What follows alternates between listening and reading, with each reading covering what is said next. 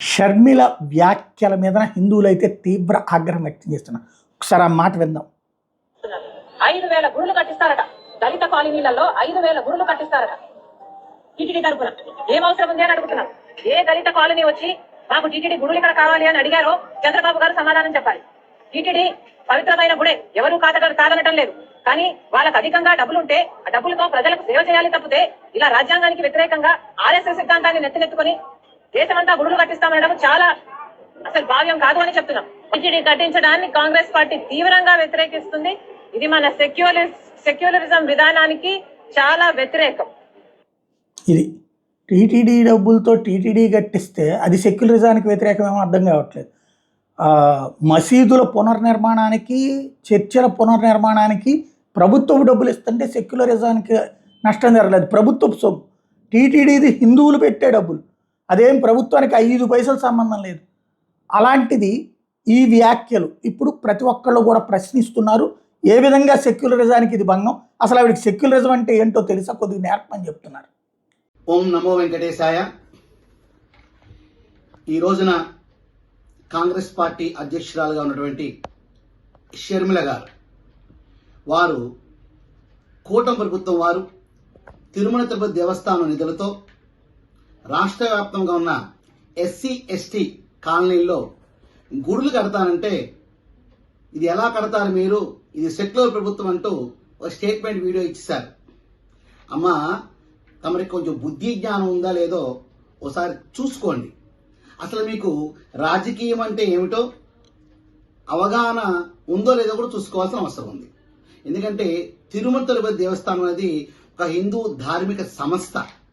దాని నిధుల్ని వేద పాఠశాలకు కానివ్వండి, గుళ్ళ నిర్మాణం కానివ్వండి, సత్రాల నిర్మాణం కానివ్వండి, అలాగే హిందూ ధర్మ ప్రచారం కానివ్వండి, వాటి కోసం వినియోగం చేయమని చక్కగా స్పష్టంగా ఉంటుంది. మరి మీరేమో ఆ నిధులు ఎలా వాడతారంటారేంటి? మా నిధులు మేము వాడక ఇంకెవరికి వాడతారండి? ముందు మీ క్రిస్టియన్ మత ప్రచారం చూసారా, వేల కోట్ల రూపాయలు ముందు సామాన్యులకు అందుబాటులో ఆ ధనాన్ని ఖర్చు పెట్టమని ముందు వారికి డిమాండ్ చేయమ్మా. ఇది మొదటి పని. ఇక రెండో పని, మీ కుటుంబ సభ్యులు ఆస్తుల గొడవలతో పోట్లాడుకుని బయటకు వచ్చి సపరేట్ పార్టీలుగా వ్యవస్థగా ఉన్నారు కదా. మేము ప్రజల కోసమే పుట్టాం, ప్రజల సేవ చేయడానికి ఉన్నామంటున్నారు కదా. మీ సోదరుడు మీ ఆస్తులు కనుక ప్రజలకు ఇచ్చేస్తే ఆంధ్రప్రదేశ్ అప్పు తీరిపోద్దమ్మా. ఇది నువ్వు చేయగలిగితే అప్పుడు మా తిరుమల తిరుపతి దేవస్థానం నుంచి ప్రశ్నించవచ్చు. మూడో విషయం, ప్రజా సంక్షేమ కార్యక్రమం. ప్రభుత్వాలు దేనికి ఉంది? పన్నులు కట్టే దేనికి? ప్రజా సంక్షేమం చేయవలసింది ఆ డబ్బుతో. మరి కానీ ఆ డబ్బుల్లో నుంచి చర్చి ఫాదర్లకిను మూలాలకి నెలల ఇంత ఇస్తున్నారు కదా, అది ఎందుకు ఇవ్వాలి? ఆపని దేప్రే సుమోహంగా ఉన్న నువ్వు ఎప్పుడైనా చెప్పావా, ప్రశ్నించావా? ఏది పడితే మైక్ పెడితే ఏది పడితే మాట్లాడుతుంటే ఈపులు పగిలిపోతాయి. మా హిందూ ధర్మం జోలికి వచ్చావంటే నీ పనేది నువ్వు చూసుకో. అసలు ఈ వ్యవస్థని, ఈ దేశాన్ని సర్వనాశనం చేసింది కాంగ్రెస్ పార్టీ. ఆ పార్టీలో దూరి ఏదో మాట్లాడాలనుకుంటే మాత్రం ఎలా కుదురుతుందండి? కనీసం ఇంగిత జ్ఞానం ఉండాలి కదా.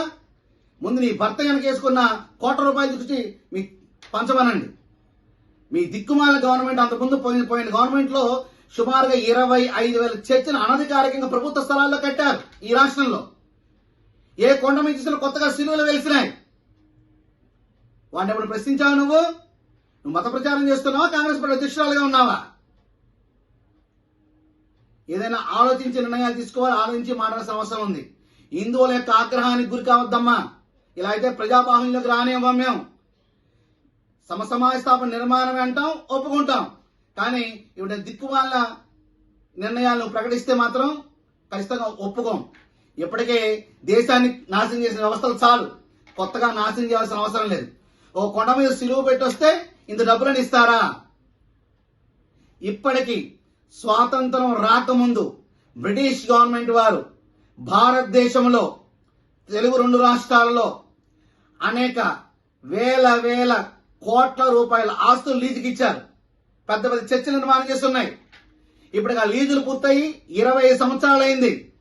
ముందు ప్రభుత్వ ఆస్తి ప్రభుత్వానికి ఇచ్చామని చెప్పు. నిరాదీక్ష కూర్చో, నిరాదీక్ష కూర్చోను. చర్చిల దగ్గర ఇచ్చిన ఆస్తులు, అప్పుడున్న బ్రిటిష్ వారు ఇచ్చిన ఆస్తులు లీజులు అయిపోయినాయి కదా, తిరిగి మనం ఇచ్చేయాలి కదా. ఇది మన ఆస్తి కాదని చెప్పి ఉద్యమం చేయి.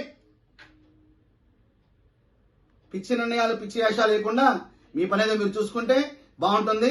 ఖచ్చితంగా తిరుమల తిరుపతి దేవస్థానం డబ్బుతో 5,000 గుళ్ళు ఏంటి 10,000 గుళ్ళు కడతాం. అవసరమైతే మా మఠపీఠ ఆశీర్వాదంతో కలిసి పనిచేస్తాం. ధర్మ పరిరక్షణ కోసం మేమందరం ముందు అడుగు వేస్తాం. భారత్ మాతకి జై.